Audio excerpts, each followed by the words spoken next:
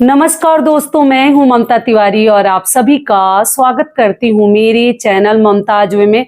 कैसे हैं आप सब? तो ये बताने के लिए कमेंट बॉक्स में जय माता दी हमेशा की तरह जरूर लिखिए। तो चलिए दोस्तों, आज हम इस वीडियो में जानेंगे कोई गुस्सा करे तो हम क्या करें। एक बहन का मेरे मतलब कमेंट आया है, बहुत लंबा चौड़ा लिखी है अपने घर के बारे में, परिवार के बारे में। कि उन्होंने कमेंट किया था कि दीदी क्या करे, मैं बहुत ज़्यादा परेशान हो गई हूँ, क्या मैं दूसरी शादी कर लूँ? क्योंकि मेरी शादी का केवल 3 साल ही हुआ और हस्बैंड मेरे हमेशा बोलते हैं कि अभी से भी जाके शादी कर लो, देर नहीं हुई है। ये सुन के बहुत मतलब दर्द होता है और तकलीफ होती है हमें सुनने के बाद कि ऐसे भी लोग डिसीजन ले सकते हैं। तो देखिए, जल्दीबाजी में हमें कभी कोई डिसीजन नहीं लेनी चाहिए। तो आपका प्रश्न है कि गुस्सा करे तो क्या करें? तो देखिए, आप लोगों को बता दूं कि देखिए, जब एक जगह सुख नहीं लिखा रहेगा ना, तो ऐसा कोई गारंटी नहीं है कि आप दूसरी शादी कर लीजिएगा तो फिर वहां जाके आपको सुख मिल जाएगा, वहां घर परिवार वाले हस्बैंड अच्छे मिल जाएंगे, ऐसा कुछ नहीं है। सबसे बेस्ट चीज है कि खुद को शांत रखिए। अगर कोई गुस्सा करता है, घर परिवार में बच्चे हो, हस्बैंड हो या सास ननद हो या जो भी हो, अगर कोई गुस्सा करता है तो हमें शांत रहने की जरूरत है। ऐसा नहीं कि अगर वो आदमी गुस्सा है उसी समय हम लगे ताने कसने, बोलने, कहने, तो वो तो आपने आग में घी का काम कर जाएगा और आपने कर दिया। तो इसलिए शांत रहना भी एक बहुत बड़ी कला है। ठीक है, शांत रह के भी आप बहुत सारी चीज़ों को संभाल सकते हैं और शांति से जो हम सोच कर समझ कर बोलेंगे ना, वो सही चीज़ बोलेंगे। और जल्दीबाजी में, गुस्से में दोनों तरफ से तर्क होने लगेगा तो वो तो बर्बाद होगा ही। तो इसलिए उस समय शांत रह जाना बहुत बड़ी ताकत है। तो इसलिए आप लोग शांत रहने की कोशिश करें, इतना जल्दी डिसीजन ना ले कि हस्बैंड बोल दिए, गुस्से में बोले होंगे। देखिए, कुछ लोग शॉर्ट टेम्पर होते हैं, बहुत जल्द गुस्सा कर लेते हैं। तो ऐसे लोगों के साथ हमें बहुत ज़्यादा चुप रहने की ज़रूरत है, शांत रहने की ज़रूरत है। वो खुद ब खुद सबक सीखेंगे, कुछ समय के बाद उन्हें खुद महसूस होगा कि हमने ये गलत बोला, हमें ये नहीं बोलनी चाहिए। लेकिन आप गुस्से में कोई गलत डिसीजन ना ले कि हस्बैंड बोल दिए तो हम ये डिसीजन ले लेंगे। बस आप अपने ऊपर भरोसा रखिए और भगवान के ऊपर, सबसे मेन है भगवान के ऊपर। देखिए, आज ऐसे हैं, कल कहीं ठीक भी हो सकते हैं, उनके में सुधार भी आ सकता है। आपको गंभीर रहने की ज़रूरत है। मैं बहुत पहले ही ये सब वीडियो बनाती थी मोटिवेशनल, तो बहुत लोगों को उससे लाभ भी हुआ है और बहुत सारी बहनें लिखती भी हैं कि दीदी हमारा जीवन संवर गया। तो सबसे बड़ी चीज़ है कि चुप रह जाने में ही हमारी भलाई है। वहाँ मुंह लग के साथ में लड़ने से और रिश्ता आपका खराब होगा। इससे अच्छा है कि चुप रह के बर्दाश्त कीजिए। बहुत ज़्यादा बर्दाश्त अगर जान पे आ जाए तो नहीं करनी है, तब आप वहाँ से हट जाइए, अपने मायके चले जाइए या और भी बड़े लोगों से सलाह ले सकते हैं कि क्या करें। आपको मन ही हो रहा है कि नहीं दूसरी शादी करेंगे तो आगे देखा जाएगा। लेकिन अभी साथ में शॉर्ट टेम्पर वाले लोगों के साथ लड़ने की, झगड़ने की कोई ज़रूरत नहीं है। तो इसलिए गुस्से वाले से ऐसे हमें डील करनी है। अगर मान लीजिए आपको कुछ बात उन्हें कहनी है, समझानी है, तो समय देखकर, ऐसा नहीं कि अभी गुस्से में है तो अभी लगे कहने के ऐसे तो कर दिया, वो तो कर दिया, ये तो बोल दिए, यहाँ तो नहीं जाते, उस समय नहीं बोलनी है। एक समय देखकर हमें बात करनी चाहिए। गुस्से वाले लोगों के साथ, देखिए, दुनिया में सब लोग एक जैसे नहीं है। सब लोग एक जैसे होते हैं तब तो दुनिया में कोई दुखी नहीं रहता। सभी शांति मिजाज के होते, सभी अच्छे ही रहते, सभी ठंडे दिल दिमाग के होते, तब तो किसी घर में लड़ाई झगड़ा कलह कलेश होता ही नहीं। तो हर आदमी हर तरह का होता है, उसके साथ हमें कैसे डील करनी है, महिलाओं को या पतियों को भी ये बात ध्यान रखनी है। कुछ महिलाएं भी शॉर्ट टेम्पर होती हैं, बहुत जल्द गुस्सा हो जाती हैं। तो उस समय हमें शांति से काम लेनी है और समय देख के हमें अपनी बात रखनी है या कहनी है या मनवानी है। तो इसलिए समय की प्रतीक्षा आप लोग जरूर कीजिए और गुस्से वाले आदमी के साथ ऐसे ही हमें रहने की कोशिश करनी है। ठीक है, और बात बात पे तर्क नहीं करनी है। ठीक है, चुप जितना रहिएगा गुस्से वाले के साथ उतना ही सही से आपका दिन निकलेगा और शांति से घर का माहौल जैसे शांति बना रहेगा। जो आपके ऊपर भी कोई फर्क नहीं पड़ेगा। तो इसलिए आपके हाथ में है कि घर के माहौल को बिगाड़ के रखनी है या बना कर रखनी है। क्योंकि देखिए चेहरे का जो मुस्कान है ना, इतनी बड़ी दौलत है कि वो कोई नहीं दे सकता, ना पैसे से उसको खरीदा जा सकता। वो आपके अंदर है। वो गुस्से वाले के साथ रहिए या हंसमुख के साथ रहिए, आपके हाथ में है मुस्कुराना और खुद को दुखी रखना। ठीक है, तो अपने आप को ज्यादा दुखी रखने की जरूरत नहीं है। गुस्सा वाला खुद अपने आप समझेगा, नहीं समझेगा तो उसका जो हाल होगा वो समझेगा। हमारे हाथ में केवल है कि उसको समझाना, बाकी और उसके लिए हम क्या कर सकते हैं? कुछ भी नहीं कर सकते। तो इसलिए कोई गुस्सा करता है तो हमें इस प्रकार से उसके साथ डील करनी चाहिए। ठीक है, और सबसे बड़ी चीज है दोस्तों, घर के माहौल को अगर ठीक करके रखना है, खुश रहना है, तो इन सभी चीजों को इग्नोर कीजिए। जो बात बीत गई, जो पास्ट में हुआ था, उन सभी चीजों को हमें इग्नोर करनी है और आगे बढ़नी है। और ऐसे मुंह लटका के दुखी रहेंगे तो सामने वाले के हाथ में आप अपने जीवन की चाबी दे देंगे। सामने वाला जो चाहता है वो आप करके दिखाइएगा।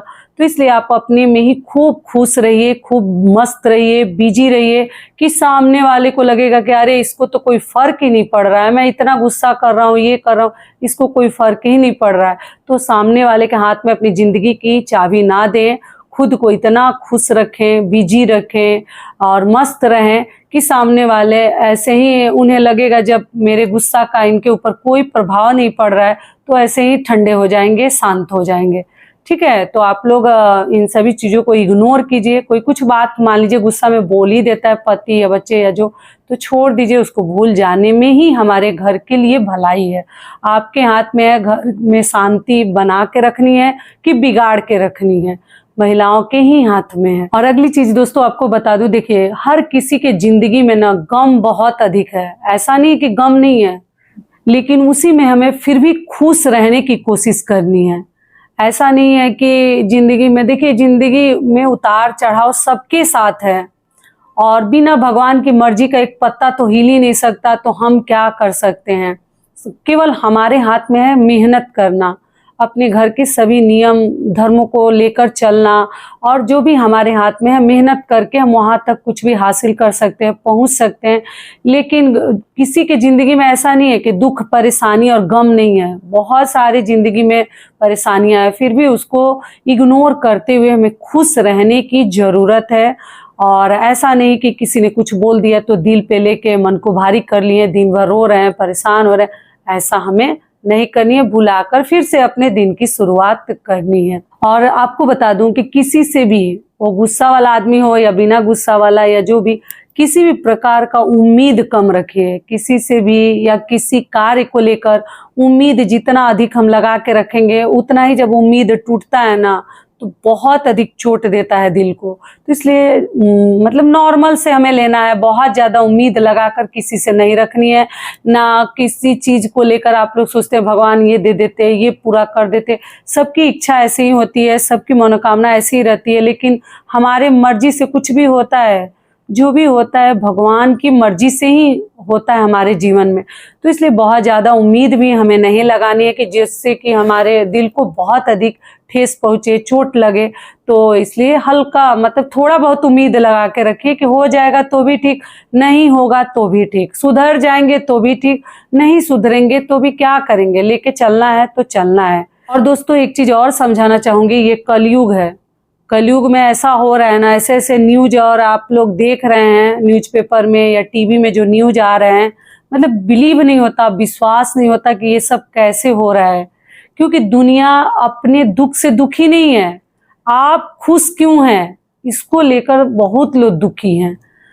तो इसलिए हाय हाय, कुछ लोग तो ऐसा हाय हाय लगा देते हैं ना कि हमारा मतलब हंसी भी छीन लेते हैं, हमारी मुस्कुराहट भी जैसे लगता है कि उसको भी किसी की नजर लग जाती है। तो इसलिए जो जिंदगी, 2 पल की जिंदगी है, उसमें खुश रहने की हमें कोशिश करनी है, ना कि छोटी छोटी बातों पे अपने घर परिवार के लोगों से लड़ाई झगड़ा करनी है। तो लोगों को लगता है कि आखिर ये खुश क्यों है, इस वजह से भी वो आधा पहले तो बीमार पड़ जाते हैं कि ये लोग खुश क्यों हैं। तो लोगों को हमें दिखाने का हमें कोई फर्क नहीं पड़ता, कोई हमारे बारे में क्या कह रहा है नहीं कह रहा है, क्योंकि देखिए कोई हमें खिलाने नहीं आता, देने नहीं आता, हमारे घर में किसी को कुछ समझाने नहीं आता, तो फिर हमें किस बात की चिंता है। इसलिए लोगों को इग्नोर कीजिए, ऐसे लोगों को, और हमें आगे जीवन में बढ़नी है, और जो बीत गया वो बात गई, भी फिर हमें एक नई शुरुआत करनी है, और जो समझता है उसको समझाते रहनी है बीच बीच में। तो इसलिए अतीत को भूल जाने में ही भलाई है, और फिर हमें आगे बढ़नी है, नहीं तो हम जी नहीं पाएंगे। अतीत को ही लेके उन्होंने ये बोला, उन्होंने ये कहा, पति ऐसे गुस्सा कर रहे हैं, इतना सब टेंशन लेके जब आप चलेंगे ना तो फिर हम जी नहीं पाएंगे। और उन्हीं सब बातों को दोस्तों याद रखिए जो हमारे चेहरे पे मुस्कुराहट लाए, जो हमारे आंखों में आंसू लाए, वैसे सब बातों को भूल जाने में ही भलाई है। जिंदगी बहुत छोटी है, हमेशा आपको बताती हूँ कि मतलब खुश रहने के लिए मतलब ढूंढना पड़ रहा है आजकल। ऐसी बीमारी, कष्ट, लोगों को ऐसा वैसा मतलब क्या क्या सुनने को मिलता है। तो इसलिए हमेशा वैसी ही बातों को याद कीजिए, और उन्हीं से दोस्ती रखिए जो आपके चेहरे पे मुस्कुराहट लाए, जो आपके चेहरे पे गम लाए या आपको रुला दे। वैसे लोगों से दूरी बना के रखने में ही भलाई है। लेकिन घर का ही लोग हो तब तो आसान नहीं है, क्या करेंगे। वैसे ही हमें एक एक दिन निकालनी है, अपने तरफ से कोशिश करनी है, वरना अगर नहीं फर्क पड़ता तो आप अपने लाइफ में खूब खुश रहिए। जो गुस्सा करता है उनको करने दीजिए, जो बुरा भला कहता है उनको कहने दीजिए। आप अपने कार्य पे ध्यान दीजिए, अपना काम कीजिए, अपने शरीर पर ध्यान दीजिए। हमारी जिंदगी जो है ना, वो महिला हो, पुरुष हो, बच्चा हो, सभी की जिंदगी जो है ना बहुत अनमोल है। तो इस चीज को संभाल के रखिए। जो जो कह रहा है कर रहा है, करने दीजिए। आप अपना ध्यान रखिए और आगे बढ़िए, और भगवान पे भरोसा रखिए।